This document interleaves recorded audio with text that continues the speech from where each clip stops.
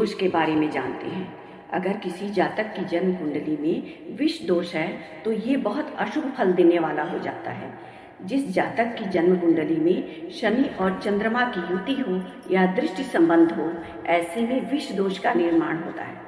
जब शनि और चंद्रमा गोचर के दौरान एक दूसरे के साथ गोचर कर रहे हों, ऐसे में जिस जातक की कुंडली में विष दोष बना हुआ है उसके जीवन में बहुत दुष्प्रभाव बढ़ जाता है।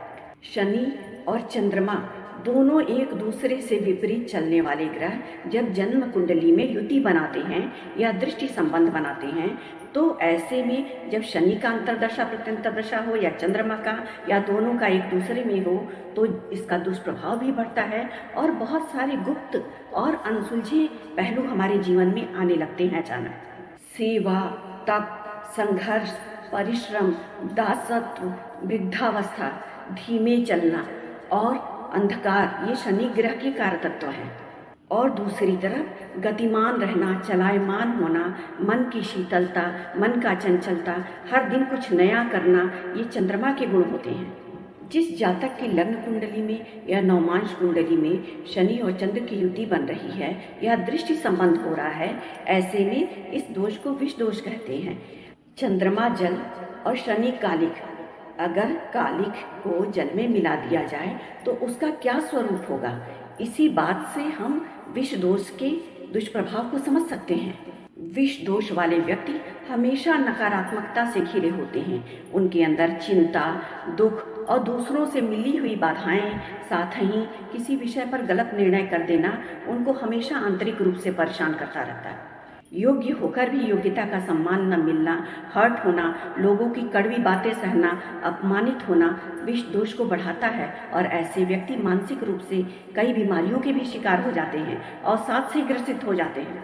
अगर इस युति को हम सकारात्मक ढंग से समझें तो शनि ग्रह चंद्रमा की गति पर रोक लगाते हैं। जो चंद्रमा चलायमान है, चंचल है, उसकी गति में अवरोध पैदा करते हैं शनिदेव। बाधाएं जातक को परिपक्व करने के लिए आती हैं। शनिदेव समझाते हैं कि बाहरी दुनिया के चकाचौंध से हट करके अंदर के अंधकार को दूर करना, उसको प्रकाशित करना ज़्यादा जरूरी है।